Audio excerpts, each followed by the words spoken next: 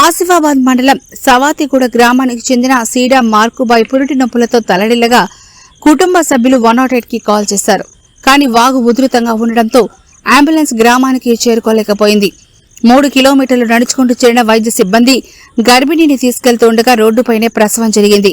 తల్లి శిశువును సిబ్బంది ఆసుపత్రికి తరలించారు. ప్రభుత్వాలు మారిన గిరిజన ప్రాంతాల పరిస్థితులు మాత్రం మారలేదు. రహదారి సౌకర్యం దూరమైన కలగాని మిగిలిపోగా అత్యవసర సమయాల్లో ప్రాణాలతో పోరాడాల్సిన పరిస్థితి దాకా వస్తోందని స్థానికులు ఆవేదన వ్యక్తం చేస్తున్నారు.